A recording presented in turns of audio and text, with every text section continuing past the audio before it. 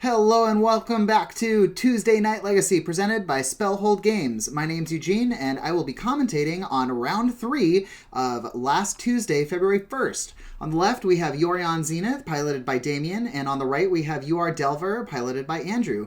Both of these decks are blue and therefore obviously run the 4 count of Force of Will, but I believe that the Yorion Zenith deck that Damien is playing is going to be a lot more controlling than the typical tempo deck that the UR Delver presents. Alright, with Damien on the play, plays a Prismatic Vista, going to get a basic Forest. Just to let you know, this is a Yorion deck, so he has declared Yorion as companion. You can kind of see his deck there is quite big because it is 80 cards instead of 60. Because he is required to have an additional 20 cards to name Yorion as his companion. On the left, we had an Abundant Growth come down, drew him a card, and now it can tap for any color mana. On the right, we had a Delver of Secrets, a great turn 1 play. Andrew trying to turn it into a 3/2 flyer, a little bit more difficult to take care of. Ooh, we do see a Prismatic Ending coming for the Delver of Secrets. You only have to pay 1 mana for it to get rid of it since it's CMC 1, but Andrew says, no thanks, I'd like to keep this Delver.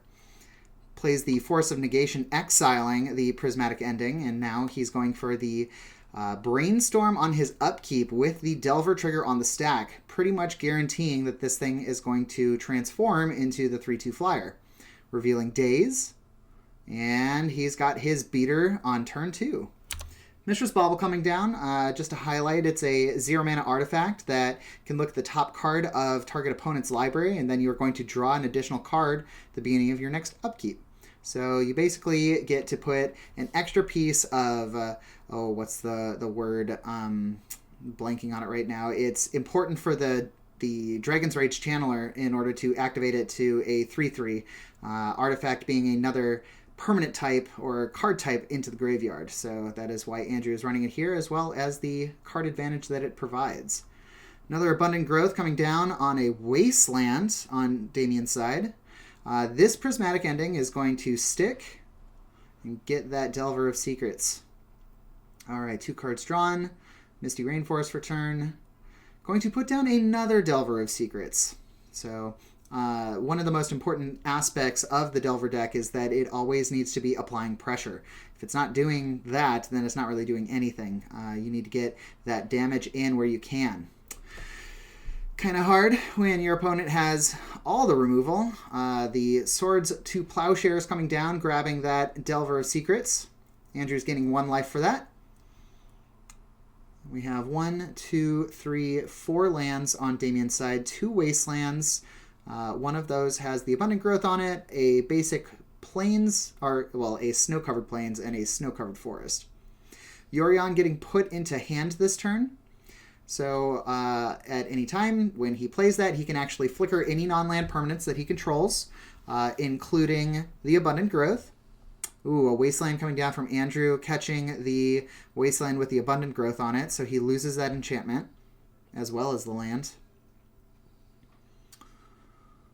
Thinking about the play here. It's got 2 blue mana, several cards in the grave.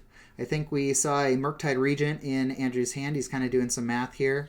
I think if he casts it right now, by getting rid of his entire graveyard, it will come in as a 5/5 flyer.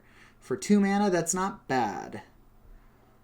Oh, he did get the Volcanic Island, though, so it could be the Prismatic... No, it's the Murktide Regent. Yep. So this is going to... It has Delve, and so for each instant and sorcery that it was delved, it gets +1/+1 counters put on it. It comes in as a 3/3, but since he had 2 instants and sorceries in his grave, comes in as a 5/5.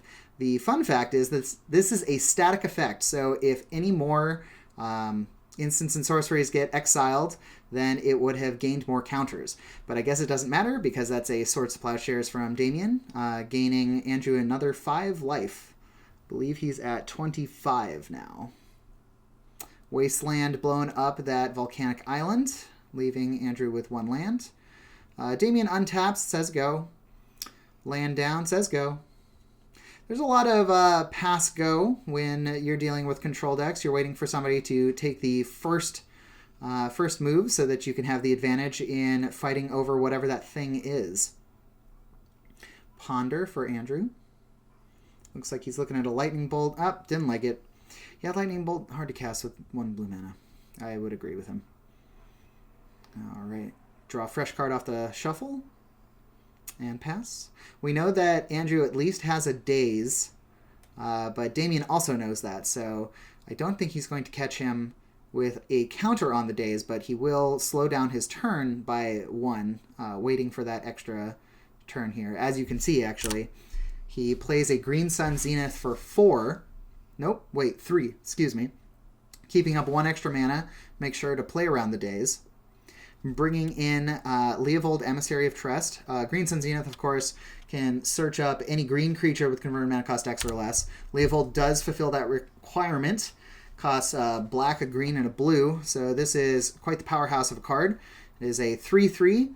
Says that your opponents cannot draw more than 1 card each turn, and that whenever you or a permanent you control becomes the target of a spell or ability, you get to draw a card. So even getting rid of Leovold is always going to net you at least 1 card.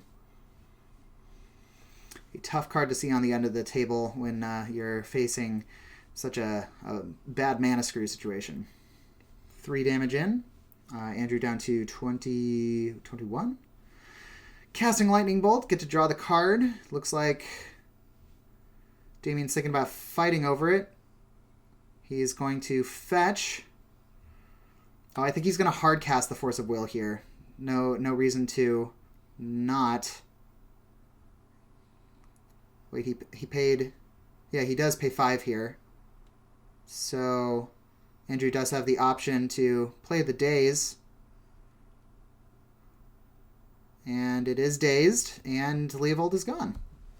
So still caught him. That was Damien's turn, so it's now Andrew's turn. 2 mana. Another Murktide Regent. So this is going to be 1, 2, 3 instants and sorceries, so it's going to come down as a 6/6. Pretty big beater of a boy there. Flying 6/6, not always the easiest to deal with. Casting an Abundant Growth on his plains. Gets to draw him a card. Now it's a rainbow land. It's always useful being able to have a wide range of mana available to you, especially when you're playing 4 colors. 2 mana come down for the Icefang Codal. Damien does have enough snow-colored permanents here that it does have Death Touch, so if it deals combat damage to the Murktide, it will die. Andrew casting Tarfire. This is a 2-mana shock, but it does have the Tribal-type Goblin, which is going to add another permanent type to the graveyard, so it's a Goblin Sorcery. And that will get rid of the Icefang Codal. Damien casting Brainstorm in response here, trying to dig for an answer to the Tarfire.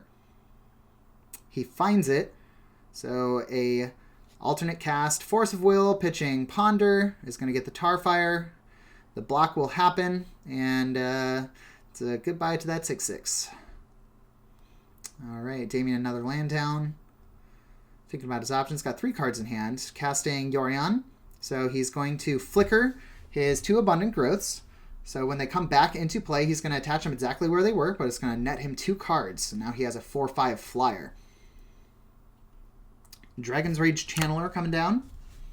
So Delirium is the name of the ability. So it's a 1/1 right now. Actually, no, it's not. It's a 4 or a 3/3 already, because creature, sorcery, goblin, and land are in the grave. A Mishra's Bauble and a Delver of Secrets coming down. So the only problem that Andrew's going to run into now is this Dragon's Rage Channeler is a 3/3, but it must attack each turn if able. So he's going to have to find a way to deal with this Yorion, or he's going to have to attack into the 4/5. Well, going to have to find a way to deal with that as well. The Primeval Titan coming down for 6. This is going to enter the battlefield and grab him 2 lands out of his deck every time that it attacks. It has that trigger as well. And also, just for fun, it's a 6/6 with Trample. We're going to be grabbing Field of the Dead here and Karakas, so he can actually bounce his Yorion back to his hand and bounce or flicker the Abundant Growths and the Primeval Titan all over again next turn if he really wants to. Field of the Dead activating if there are 7 unique land types on your side. You get to create a 2/2 black zombie. So every time a land is played, now he's going to make a 2/2 zombie. All right, the bauble going off, drawing, revealing, daze to flip the Delver Secrets in play, drawing an extra card, taking a look at his foregrip. This is a pretty intimidating board presence to be staring down. A 4/5 flyer, a Primeval Titan, 3 2/2 zombies, and a Caracas just waiting to untap to flicker the Yorion. Yorion being declared as blockers from Dragon's Rage. Goes for a Lightning Bolt. And it resolves. Yorion dies. And he gets 3 in from the Delver Secrets. Untap. A lot of land. A lot of mana. Damien trying to look at his choices here. Looks like he's going to go in with the whole team. So that's going to be 6, 7, 8, 9, 10, 11, 12, 13 damage off of attackers. 2 more unique land types coming into play. That's going to net him 2 more zombies. I don't believe Andrew is going to have any responses to this.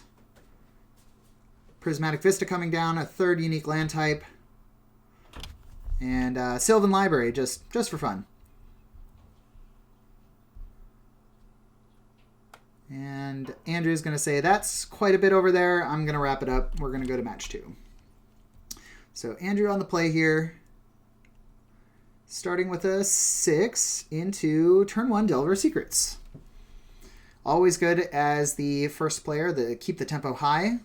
This is also a great place to be since you can cast the Daze on your opponent's turn 1 or 2, keeping them down and off kilter as you get in for 3 damage each turn. Another Delver Secrets coming down. Scalding Tarn, sacrifice for Volcanic Island.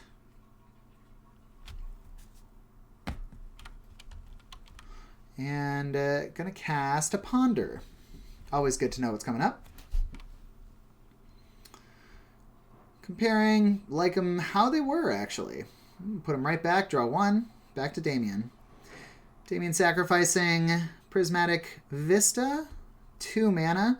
Got blue and white. That is a traditional island, just a basic island, not a snow-covered island. And a snow-covered plains. Thinking about it, gonna go ahead and pass. Gonna show the days off the top. Swords to Plowshares coming down for the untransformed Delver Secrets. Or wait, no, I don't believe it works that way. So because it was revealed, it was transformed, and he would not actually get priority until the transformation was complete. So Andrew did gain 3 life there instead of 1. Torpor Orb coming down on Andrew's turn. Creatures entering the battlefield do not cause abilities to trigger. So Primeval Titan goes back to just being a 6/6 with trample. When and if it comes down this turn, or this game. This is pretty good artifact. Kind of really stops death and taxes in its tracks. But we've seen a lot of enter the battlefield effects here. Including this one. Uro. Titans of Nature's Wrath. So this enter the battlefield effect would have been stopped, and it would have come down. He would have still gotten the attack trigger, but Andrew cast Daze in response to it being cast, so it goes to the grave. So that is a little trick. I don't know if I've ever seen a deck main Torpor Orb with Uro, but that's just a little interaction that ends up working out for the Uro player. And we didn't see Uro last game, so no reason to think that he was going to be there, but I don't know. Green-blue deck. Sometimes it's just goes in.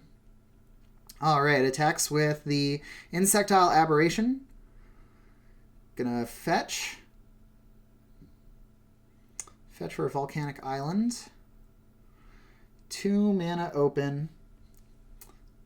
Let's see what the play is. Young Pyromancer. So Young Pyromancer, don't see it too often anymore, but this creature, whenever an instant or sorcery is cast, creates a 1/1 elemental token. So if you're casting all of those cantrips, ponders, brainstorms, and such, you get a 1/1 for your trouble as well. Can generate quite a bit of advantage, especially if you are going really deep on your turn. Dragon's Rage Channeler coming down. Let's see here. There's land, sorcery, instant. So it is 1 short. Still just a 1/1. But he does get the Surveil trigger, so it's a pretty good deal. Every time that Andrew casts a spell, he gets a Surveil 1 and gets an extra 1/1 elemental in addition to whatever the actual spell was. Looks like Andrew passed on attacks, which was a good thing, because if he did attack, he would have attacked right into this Endurance, which is a 3/4 with reach. It did not get to put cards on the bottom of a library because of the Torpor Orb, but we see Damien casting Uro here for its escape cost, exiling 5 cards from his yard and tapping 4 mana. So kind of staring down some big boys here. A lot of small advantage on Andrew's side, but just a couple big threats on Damien's side makes things a lot more awkward. Uro coming in, he's going to get that attack trigger, drawing a card, gaining 3 life, getting to put down an extra land this turn. A lot just to attack. And then taking 6 trample damage. Damien thinking about casting a Ponder. Take a look at the top 3. This seems like a very tough matchup for the Blue-Red Delver deck. Blue-Red Delver traditionally trying to keep its opponent off kilter just a little bit, staying about 1 step, 1 turn ahead, whereas this 4-color control deck has basically controlled Andrew's plays, taking out the major threats at any given time, leaving him with things that aren't too much of a bother for Damien to deal with at any given time. And just this value of Uro, quite high. Andrew bins the 1/1 Dragon's Rage Channeler to the Uro, still taking 5. Casting a Green Sun Zenith for 3 on second main phase. I think Andrew has at least 1 daze, but with 4 mana open on Damien's side, it's just not worth it.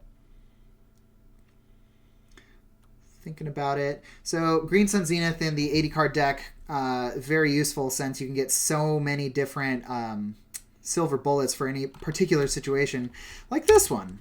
So this is an interesting pull. Grist, the Hunger Tide, the Planeswalker. This can be pulled out of the deck with Green Sun Zenith because it is technically a creature as long as it is not on the battlefield. So you can make 1/1s. He can sacrifice a creature and destroy target creature or Planeswalker, or each opponent loses life equal to the number of creature cards in his graveyard. So I think this guy is down just to generate some more either blockers or create a situation where he can blow up other creatures and clear the way for Endurance. And it just kind of is generating value, being down there, making 1/1s each turn, having to be another target that Andrew has to deal with. I can see why he went and pulled this out. All right, 3 mana is going to get Yorion to hand. Okay, a Brainstorm, get an Elemental. Swords to Plowshares for the Young Pyromancer. Gonna try and daze it so that he can get an extra Elemental in response. He is going to pay the 1, so he's going to lose his Young Pyromancer. Gain 2 life. At least got a couple Elementals out of the deal. That looks like a Submerge in Andrew's hand. I don't know if it's going to come down. Oh, he put it away with the Brainstorm. Didn't want to see that card. Dragon's Rage Channeler comes down. Expressive Iteration. Expressive Iteration, you get to look at the top 3. Surveilled away the islands, which with the DRC's ability. Going to exile Daze, 1 to the bottom, and 1 in hand. Not going to cast Daze, though. Nothing to Daze. Gonna flash in Ice Fang Coatl here, draw himself a card. Oh, no, it's not because of Torpor Orb. It's just another 1/1 flyer. I do believe it does have Death Touch at this point. I'm just going to back up real quick here.